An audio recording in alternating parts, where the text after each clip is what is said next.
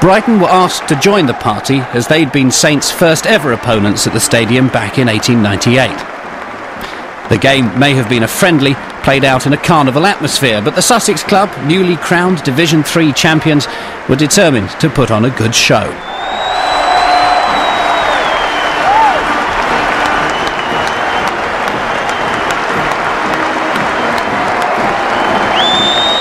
Saints, wearing a replica of their original kit, were captained by Matt Le Tissier. And Matt Le Tissier captains the team. We haven't seen too much of him in the Premiership. He is to stay with Southampton. He signed a new contract, but he did, of course, give the league season the perfect farewell to the Dell. It was almost as if it was scripted from on high.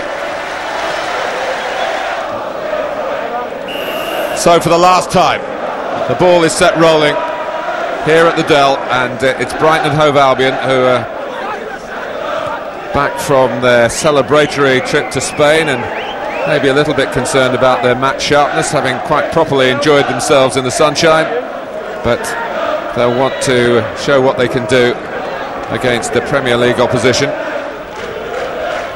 Rosler, now Ripley. Marsden coming in with a header.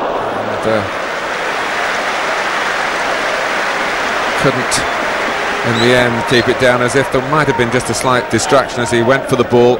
It's very much Stuart Ripley's game, the crossing game, and here to watch him today, Terry Payne and John Sydenham, the great wingers of Southampton sides in the late 50s and through the 60s.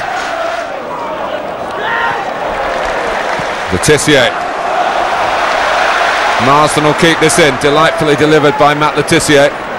Southampton trying to get numbers in the centre, but Marsden couldn't get his cross in. But the touch of the master from Matt Le Tissier with the pass.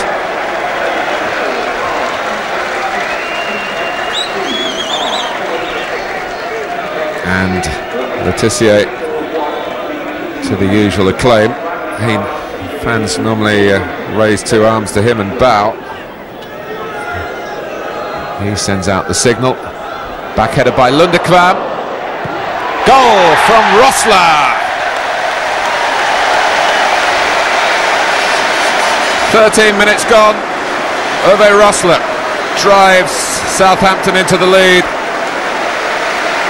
on a day when we must wait and see who scores the last goal at the Dell. This is the first goal of the last day at the Dell. Penali again, who I first met when he was playing as a striker for England schoolboys at Wembley. Hasn't done much striking in his senior career, but this fella has. Matt Le Tissier.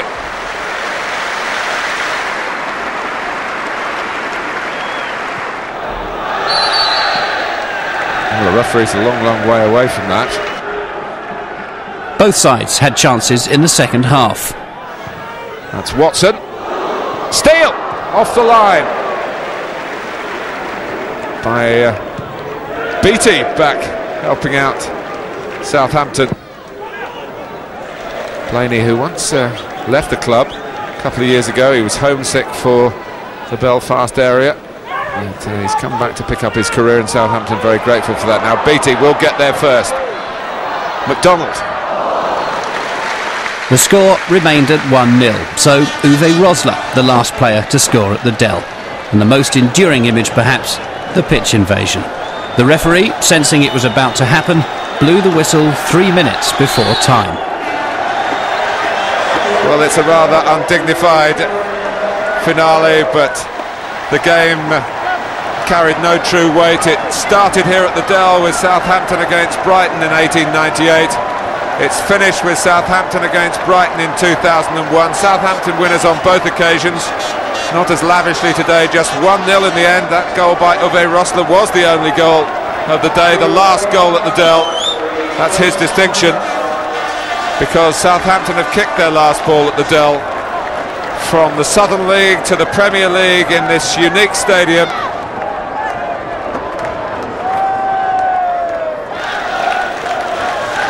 As the multicoloured paper flutters down to add to the scene. Every fan will have his own favourite game here to talk about, I'm sure, his own best goal that he saw, his or hers, of course, and those images last lifetimes.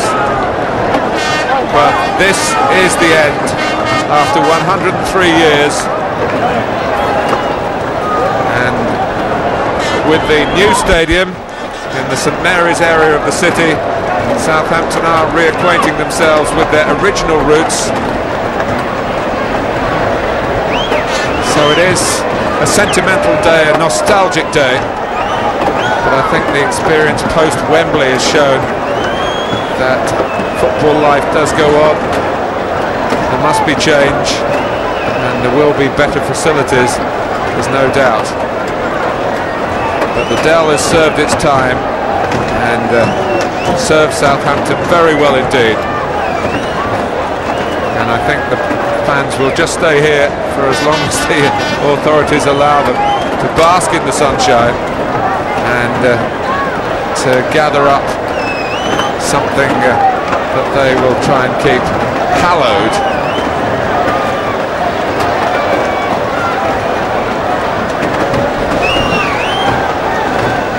It'll be a pretty different Dell to the one that we arrived at a few hours ago by the time everyone leaves.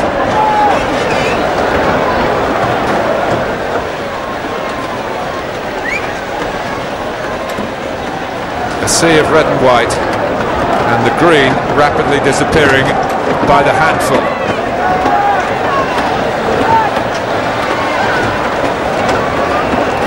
If it had been a long goodbye for the fans, it was an even longer one for the staff.